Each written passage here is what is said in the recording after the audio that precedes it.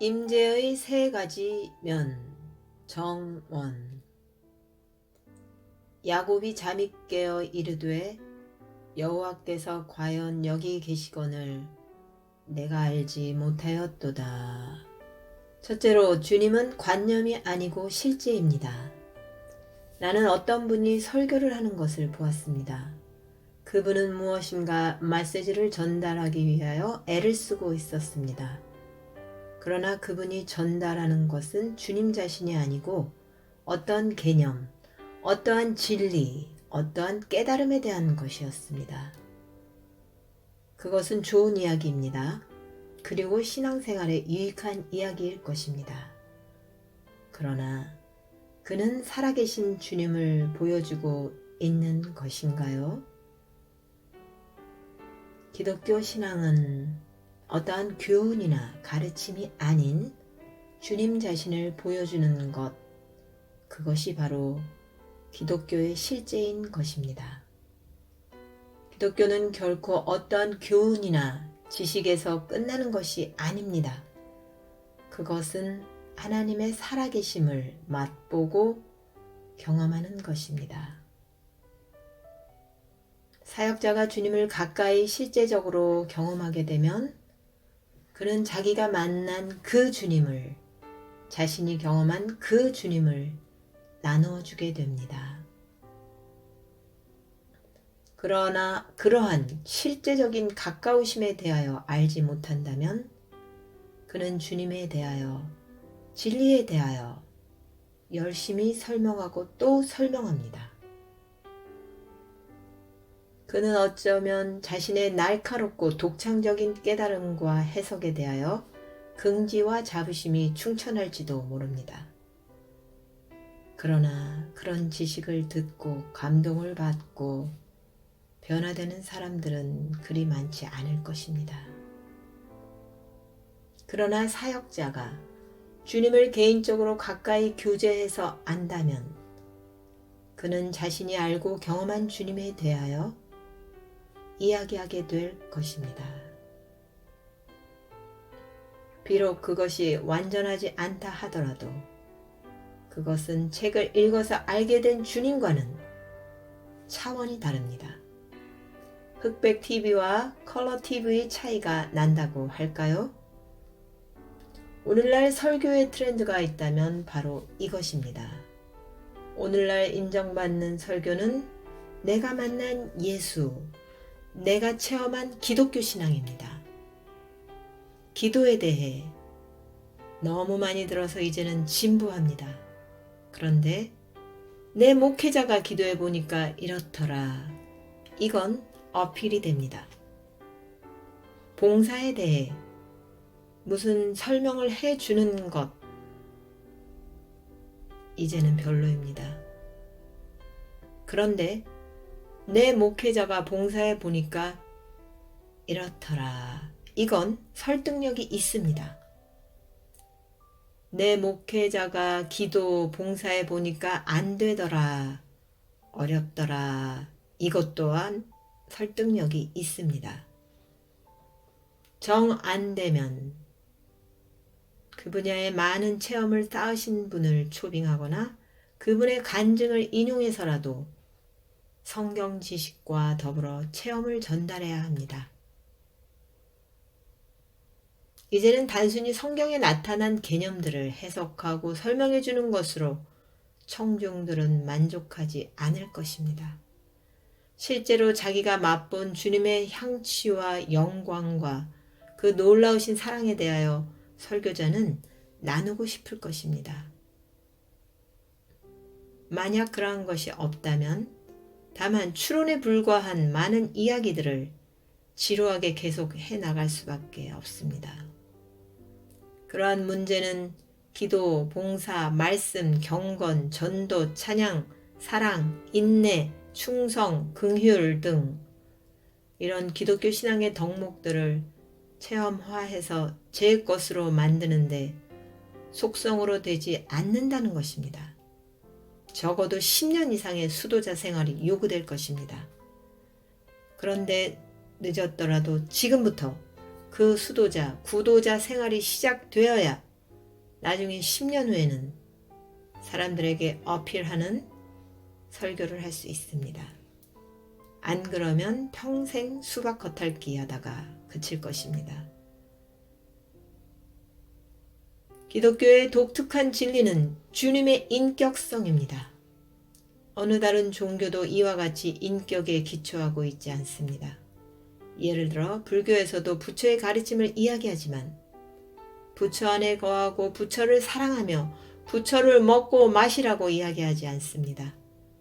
그러나 기독교의 진리는 어떤 하나님의 교훈이 아니고 주님 자신입니다.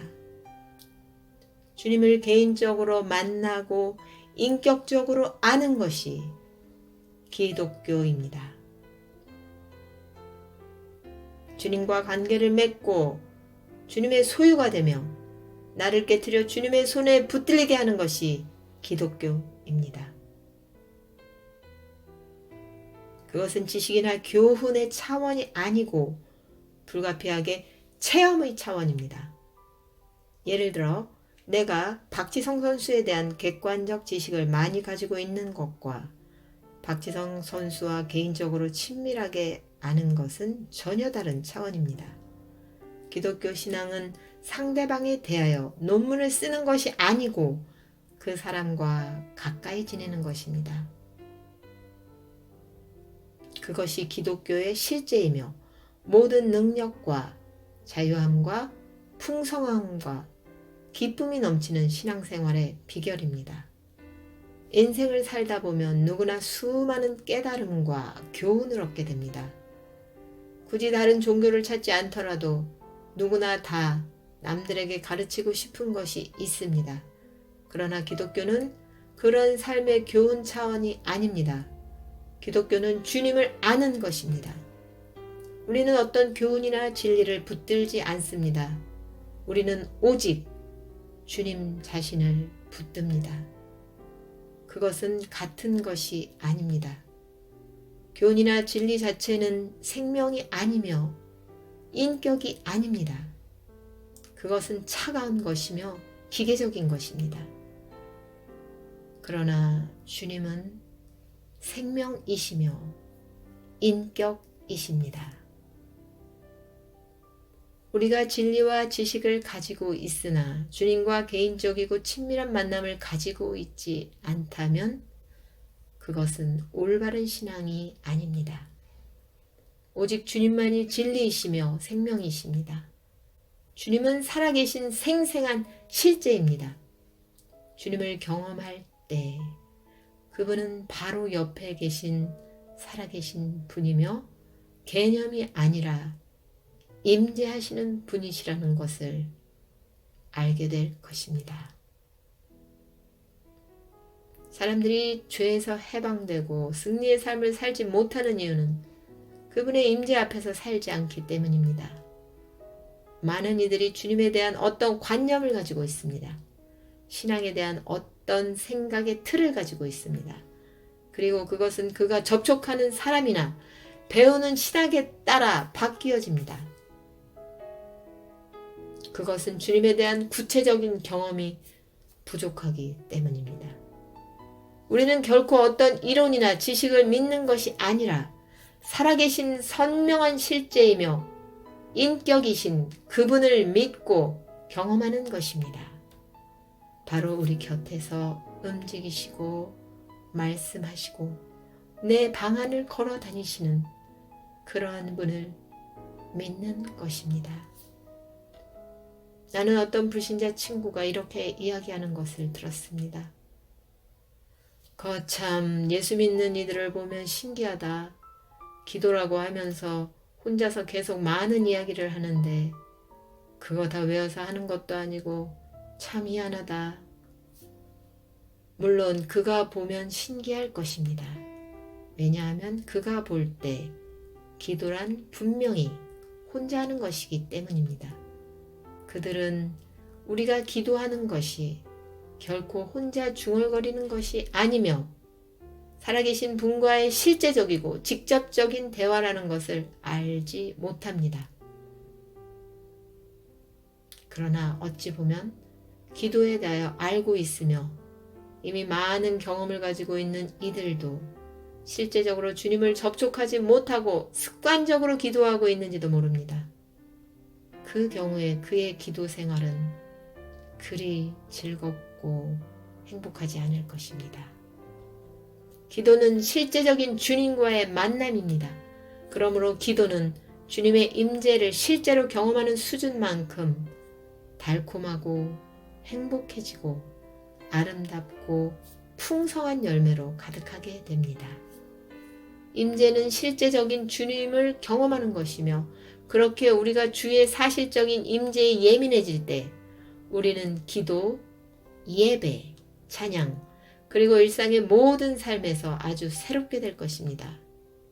대개의 경우 이런 것은 10년 이상에 걸쳐서 천천히 성숙될 것입니다.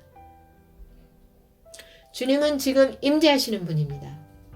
많은 이들이 주님께 기도합니다. 그들은 응답을 받을 것을 기대합니다. 그러나 그들은 지금 이 시간에 주님께서 응답하시기를 기대하지는 않습니다. 지금 이 시간은 자기 혼자 말하는 것이며 응답은 환경을 통해서 나중에 나타난다고 생각합니다.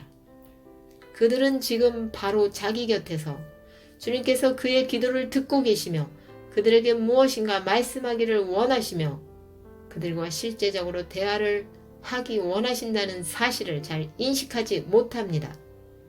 그러므로 그들에게 있어서 기도란 너무나 고독한 것입니다.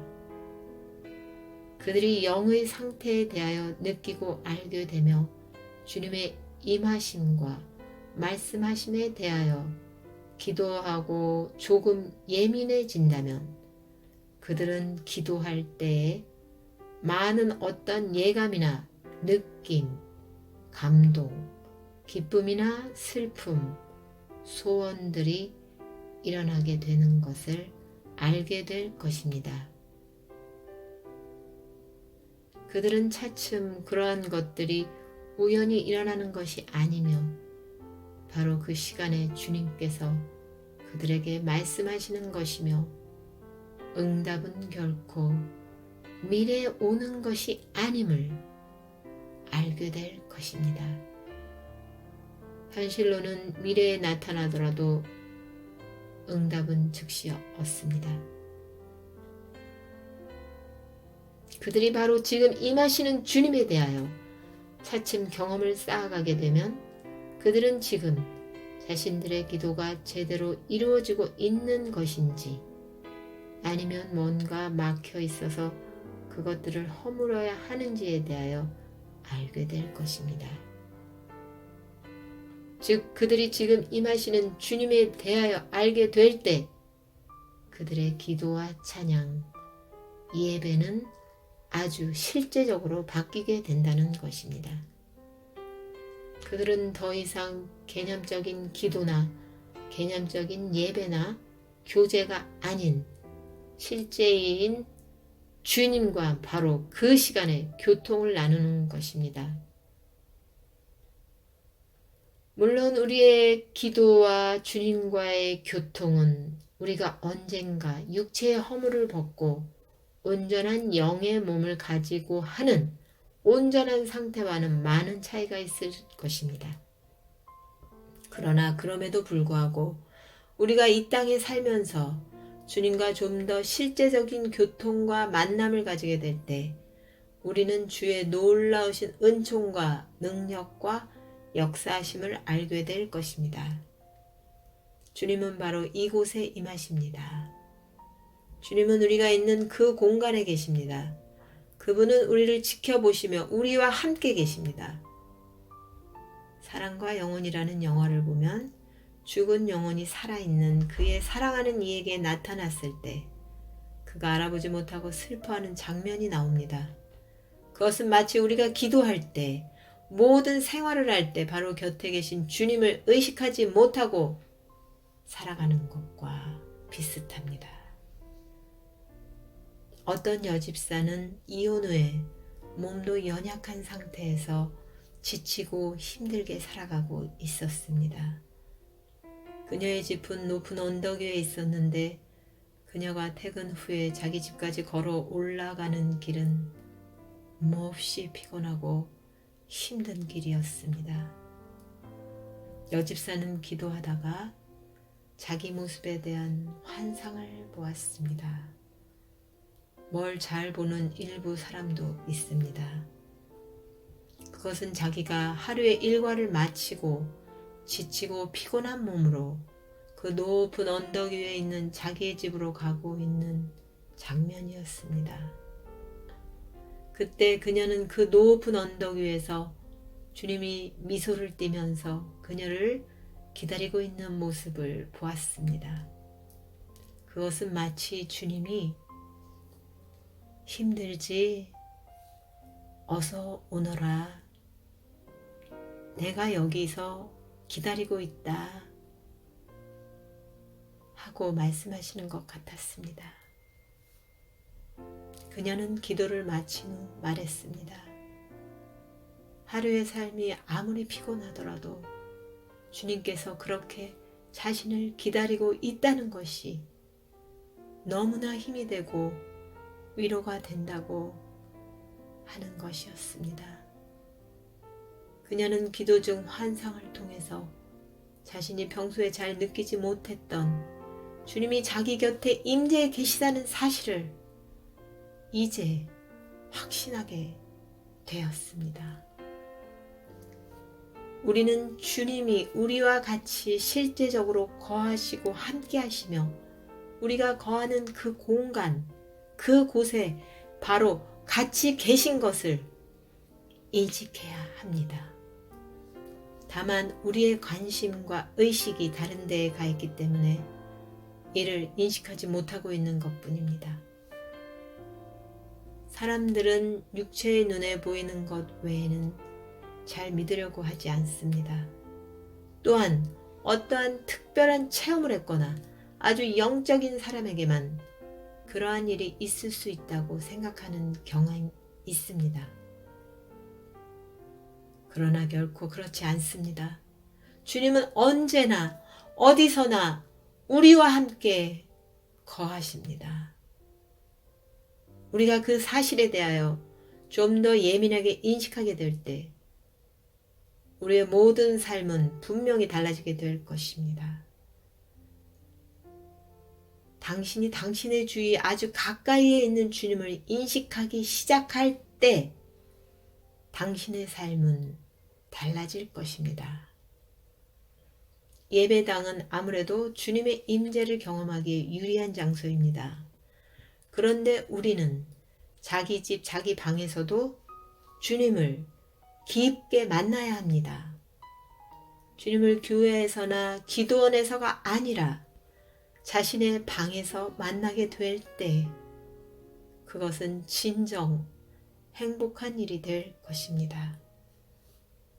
주님은 개념이 아니고 실제이며 나중이 아니고 지금 임하시는 분이며 멀리가 아닌 바로 이곳에서 임재하시는 분이시라는 것을 느끼고 알고 경험하게 된다면 우리의 삶, 우리의 신앙은 진정 새로운 것이 될 것입니다. 그것이 바로 실제하는 천국이기 때문입니다. 아멘.